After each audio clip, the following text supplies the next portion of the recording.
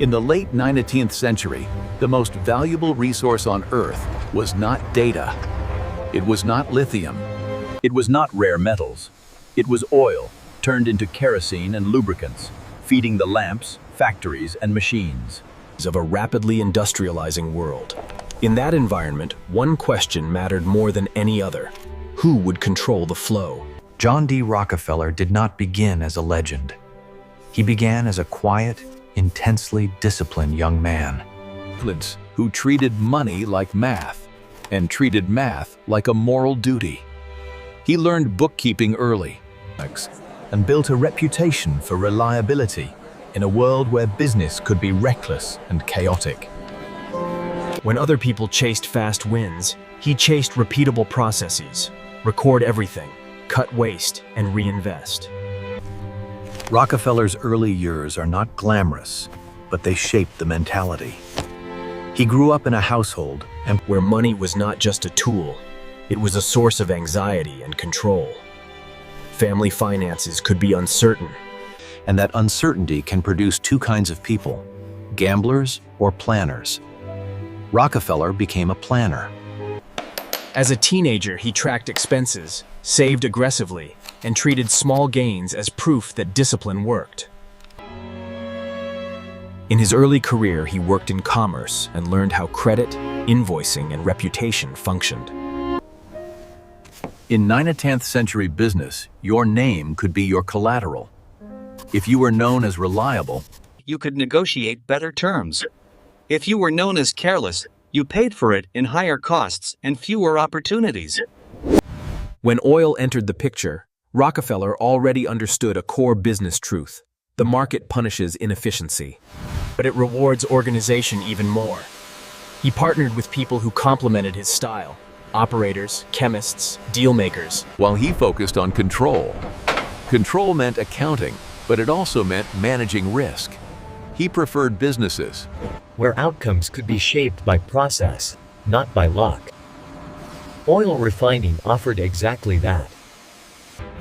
It was messy and dangerous, but it could be standardized. And because the industry was young, Standards were still being invented. Whoever defined normal could turn standards into advantage. Standard Oil invested in methods that improved yield and consistency, and it treated logistics as seriously as chemistry. Getting oil from well to refinery, From refinery to storage, from storage to market, this was the chain, and breaks in the chain. Were opportunities for someone else to extract profit from you. Railroads were the dominant chain at first. Which is why shipping terms were a battlefield.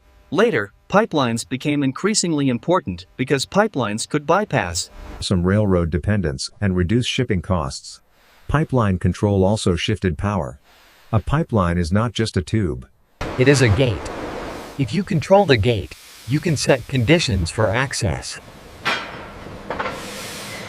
that is one reason the oil industry became a competition over infrastructure as much as a competition over product.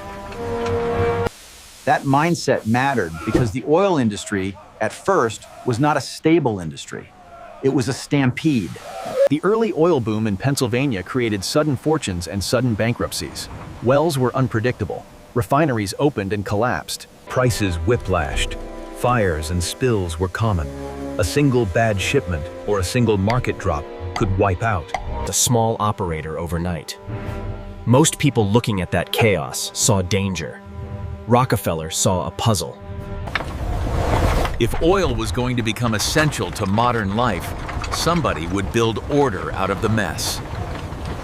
And he believed the winner would not necessarily be the best driller or the boldest gambler. The winner would be the one who could make the business boring. Predictable costs, predictable quality, predictable delivery.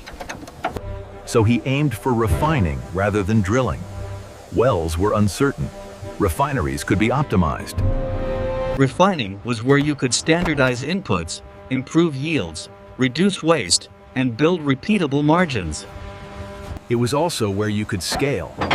And scale in a volatile market is not just size, it is survival. Think about what volatility does.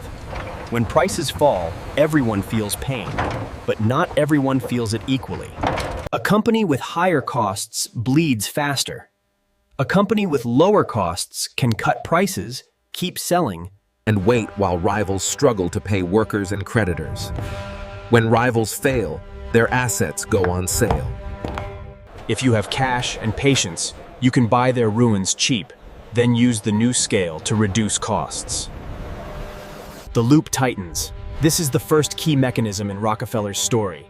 Endurance becomes acquisition, and acquisition becomes endurance. Rockefeller and his partners built what became Standard Oil in 1870.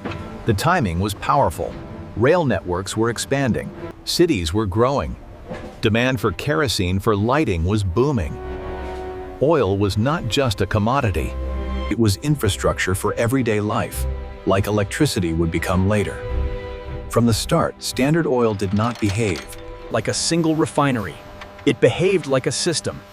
Rockefeller treated the company as an operating machine that could be tuned. Sourcing, refining, packaging, shipping, selling. Every step had a cost, and every cost could be negotiated or redesigned. If he could reduce costs across the entire chain, he could beat competitors even if they worked just as hard. One of the biggest bottlenecks was transportation. In the 1870s, railroads were the arteries of commerce. Whoever got the best shipping terms could sell cheaper and still profit. Standard Oil pursued discounted freight rates. This is not an unusual business goal. The controversy came from how much leverage Standard Oil could gain, and how that leverage could shape who survived. In some cases, railroad arrangements were viewed by critics as unfair. The details of specific deals and their legality can be complex, but the strategic pattern is clear. Cheaper shipping strengthens margins, lower margins weaken rivals, weakened rivals become acquisition targets, and acquisitions expand scale. Scale then improves bargaining power, including bargaining power over railroads. The loop reinforces itself. During the early consolidation phase, smaller refiners faced a terrifying reality. Even if they were skilled operators, they could lose simply because their costs were structurally higher. And if they could not access the same shipping rates, the gap widened. Industry panic created openings for quick buyouts. In consolidation, speed matters. Standard Oil moved fast. Then the system expanded in a second direction, beyond refining into the entire supply chain. Storage tanks, barrels, pipelines, distribution depots, sales networks, export channels. This is vertical integration. It has two effects at once. First, it cuts costs by removing middlemen and optimizing logistics. Second, it reduces vulnerability. If you own the pipeline, you are not at the mercy of a pipeline owner. If you own storage, you can time shipments. If you own distribution, you can reach customers directly. This is also where the public begins to notice something unsettling. When one system controls the chain, the system can decide who participates. Independent producers might still drill oil, but if they cannot move or sell it on good terms, they become dependent on the dominant system. In a market economy, dependence is power. Standard Oil also became known for a different kind of control. Quality and consistency. Early kerosene could be dangerous, with impurities that increased fire risk. A large refiner had incentives to standardize product quality, protect its reputation, and ensure repeat customers. From a consumer perspective, a reliable product at a lower price feels like progress. That is why monopoly stories are never simple. Consumers can benefit even while competitors are crushed. Now add one more layer, because Rockefeller's advantage was not only in negotiating or buying, it was in the way he treated operations. Refining can produce useful outputs. Waste costs money, and in large volume, waste becomes a profit killer. Standard Oil invested in ways to reuse byproducts and reduce leakage in the chain, better storage, better handling, better standardization. The public rarely sees this side of monopoly stories, but it matters because it is one of the ways a large firm can legitimately lower costs. And then there was timing. In a fast-growing economy, The biggest companies can borrow and reinvest more easily. They can build new tanks and pipelines while smaller competitors struggle to get financing. They can absorb temporary losses in a price war without risking collapse. So even when tactics look aggressive, the deeper advantage is access to capital and the confidence of lenders. That confidence can be built through reputation, and reputation can be built through stability. The machine feeds itself. Another reason the system consolidated so quickly is that oil was tied to public fear And public necessity. Kerosene accidents were real. Unstable supply was real. When people rely on a product for light, They reward the supplier that feels consistent. Standard Oil understood that trust had value. Trust is not only a marketing concept. It is an economic mode. But trust has two faces. Consumers may trust a brand, yet competitors may fear the same brand. When a company becomes the default, every competitor is forced to define itself in relation to it. That asymmetry creates psychological pressure, not just financial pressure. And psychological pressure accelerates consolidation. because operators prefer certainty over endless fights. The oil business also depended on geography. Refineries were clustered, as Pipelines ran through contested routes, and shipping hubs had advantages that could not be replicated everywhere. a firm that controlled key junctions could build a map of leverage. It did not need to own every piece. It needed to own the points that everyone else had to pass through. Look at Rockefeller's strategy through this lens. The store becomes less like a single man and more like a playbook for infrastructure dominance.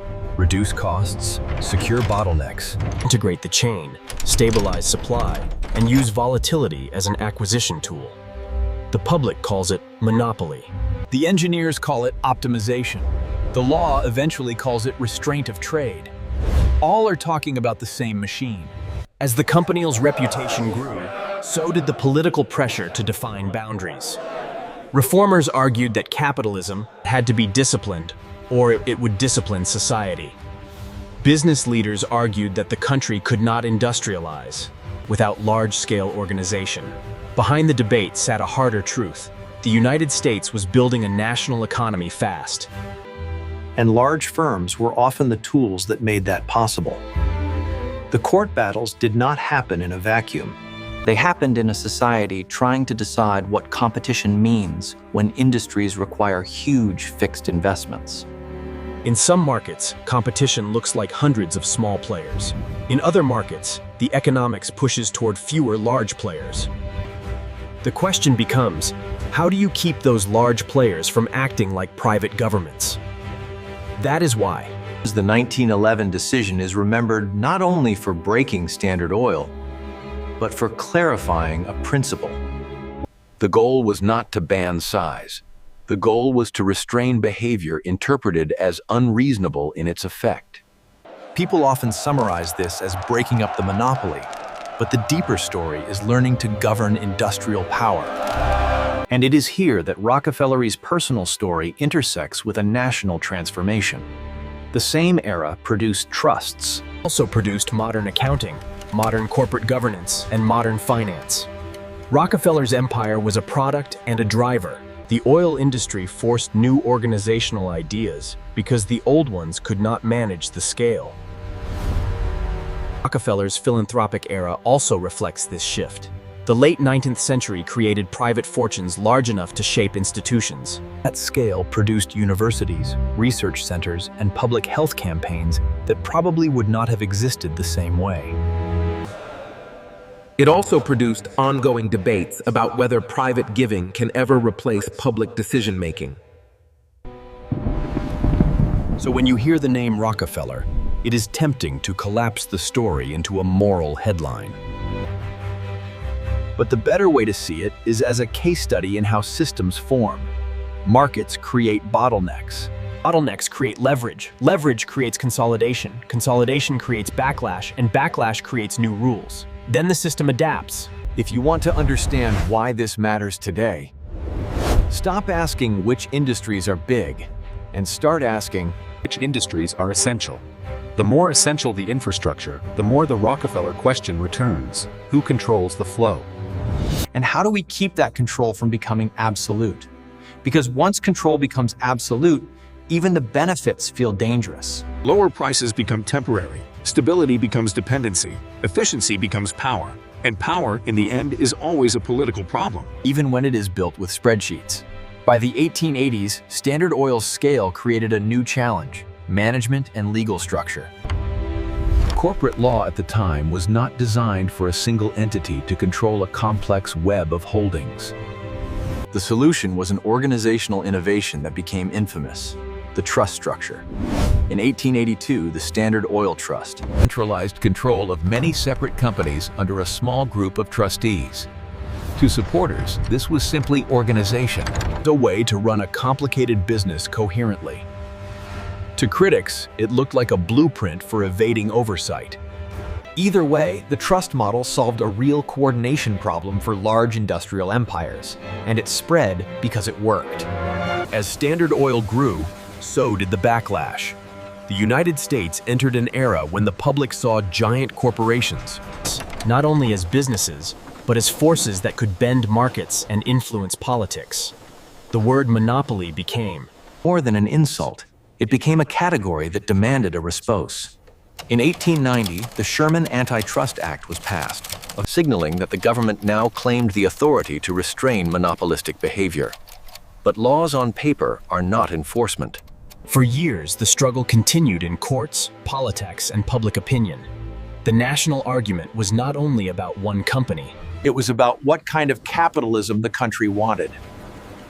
One of the most powerful forces was investigative journalism that translated complex business practices into narratives the public could understand. Among the most influential critics was Ida Tarbell, whose reporting helped shape public perception of Standard Oil. Her work did not invent the idea of a trust problem, amplified and clarified it, giving reformers a shared reference point. Rockefeller himself became a symbol almost too large. Supporters described him as the ultimate rational capitalist, eliminating waste and bringing order to chaos. Critics described him as the face of ruthless consolidation. The truth sits in the mechanics. He built a system that could outlast others, and he used the system's advantages to expand. Whether you call that genius or abuse depends on where you stand. And on what you think markets are supposed to protect. If you want the deepest reason this remains controversial, it's because Standard Oil's dominance coincided with a real economic benefit. The price of refined products fell dramatically. Part of that was technology. Part of it was economies of scale. Part of it was aggressive competition. And part of it was the reality that a company with dominant control can set strategies that stabilize markets. Cheaper kerosene meant more households could afford light. That is not a small thing. It is also not the whole story. Because lower prices can coexist with higher long-term market power. When competition is reduced, the future options shrink. So the question becomes, at whose expense did the system grow? Smaller refiners argued they were destroyed by tactics. Reformers argued that concentrated power creates hidden costs, market manipulation, political influence, and the ability to punish competitors. Business defenders argued that the same concentration made it possible to build reliable infrastructure and reduce dangerous chaos. By the early 20th century, pressure mounted toward a decisive legal confrontation. Investigations and cases accumulated. Reformers argued that the concentration of economic power threatened democracy and competition. Defenders warned that breaking systems would raise costs. The conflict was not simply about one company.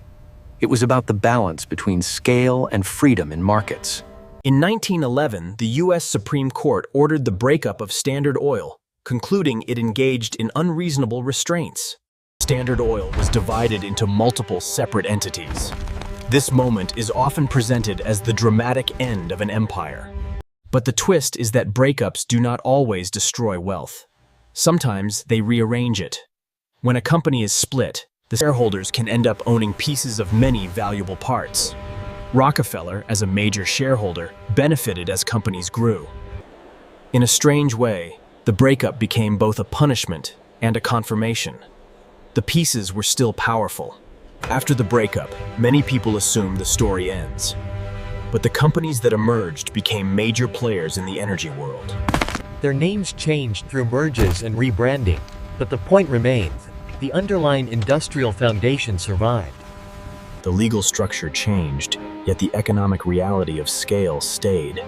The law can change the map, not the terrain. That is also why Rockefeller's wealth endured. Ownership of an integrated system can be converted into multiple large systems. If the pieces are strong, the pieces can outperform the original in market valuation, especially if investors believe the new firms will be better managed. The breakup was meant to restore competition.